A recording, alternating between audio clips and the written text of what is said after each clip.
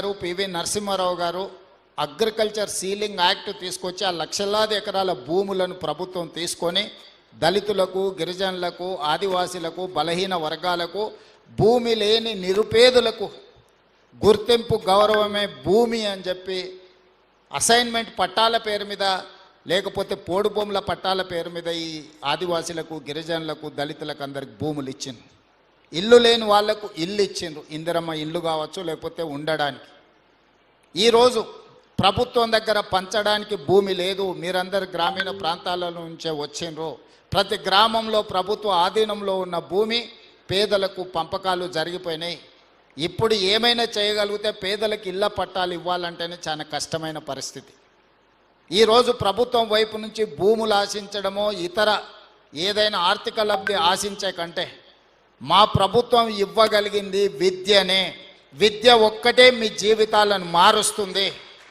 విద్య ఒక్కటే మీ తల్లిదండ్రులను ఆత్మ గౌరవంతో తలెత్తుకునే విధంగా ఈ సమాజంలో నిలబెడుతుంది. విద్య రాని వాడు వింత పశువు అని ఎప్పుడో పెద్దలు చెప్పారు. ఈరోజు ఈ సమాజంతో పోటీ పడాలి అని అంటే, ఈ సమాజంలో అభివృద్ధి చెందిన పౌరులుగా మీకు గుర్తింపు రావాలి అని అంటే మీరు విద్యలో రాణించాలి. అందుకే ఈరోజు విద్యనే ప్రథమ ప్రాధాన్యత కింద మా ప్రభుత్వం తీసుకొని ముందుకెళ్తుంది. Education is my top priority. అందుకే ఈరోజు not only IIIT engineering college, law కాలేజ్ను కూడా ఈరోజు పాలమూరు యూనివర్సిటీలో మహబూబ్ నగర్ జిల్లాకు మనం ఇవ్వడం జరిగింది. ఇవే కాదు, ఈచ్ అసెంబ్లీ కాన్స్టిట్యున్సీలో young India integrated residential schools with 25 acres campus we are going to spend 200 crores for each educational institute. So ఇవన్నీ కూడా ప్రపంచంతో పోటీ పడాలి అంటే ఇప్పుడు ఇంతకుముందు వేదిక మీద ప్రిన్సిపల్ సెక్రటరీ గారిని, కలెక్టర్ గారిని, ఎస్పీ గారిని చూసిండ్రు.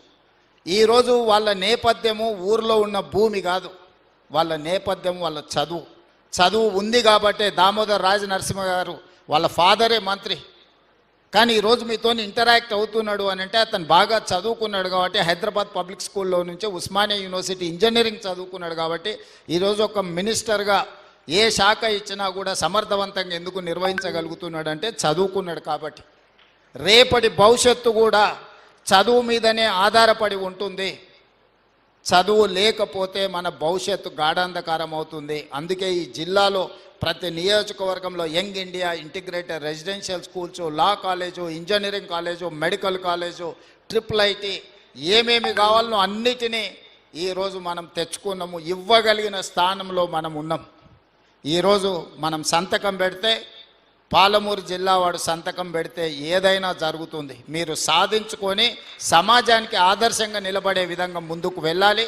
ఇక్కడున్న విద్యార్థులందరికీ కూడా నా సూచన ఒక్కటే, నిబద్ధత చాలా ముఖ్యం.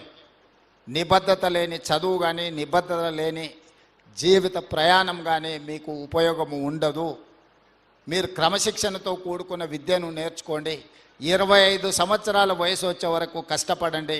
ఆ తర్వాత 75 సంవత్సరాలు మీరు సుఖమైన జీవితము, మీ జీవితంలో గౌరవం అన్నిటికంటే సమాజంలో మీకు గౌరవం తెచ్చిపెడుతుంది చదువుకున్న వాళ్ళకు.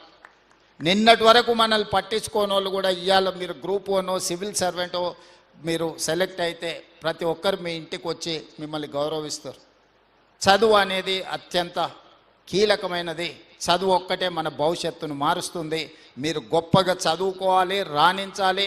ఈ మధ్యకాలంలో మనం రాజీవ్ గాంధీ సివిల్ ఎగ్జామ్స్కి ప్రిపేర్ అయ్యే వాళ్ళకు కూడా మనం స్కాలర్షిప్స్ ఇస్తున్నాం. ఎందుకంటే కోచింగ్ సెంటర్స్ ఢిల్లీకి వెళ్ళాలి అంటే ప్రిలిమ్స్ క్లియర్ చేసిన వాళ్ళకు 1 lakh, మెయిన్స్కి అటెండ్ అయ్యే వాళ్ళకి ఇంకొక 1 లక్ష రూపాయలు ఢిల్లీలో ఉండడానికి కూడా మనం అకామిడేషన్ ఇస్తున్నాం. మీరు హై టార్గెట్ పెట్టుకోండి, దాని ప్రకారం కష్టపడండి.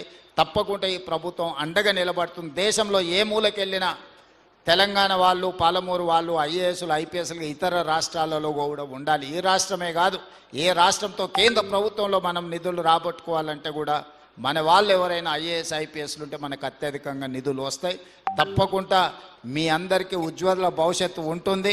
సంవత్సరం తిరిగే లోపల ఇక IIIT బిల్డింగ్ కట్టి ఒక మంచి క్యాంపస్ క్రియేట్ చేసి చదువుకోవడానికి ఒక మంచి వాతావరణాన్ని ఏర్పాటు చేయడం జరుగుతుంది. జీవితంలో ఏ స్థాయికైనా ఎదగండి.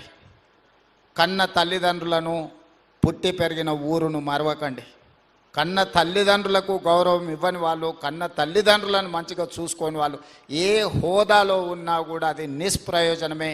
తల్లిదండ్రులను బాగా చూసుకోవాల్సిందిగా సూచన చేస్తూ మీ అందరి దగ్గర సెలవు తీసుకుంటున్నాను.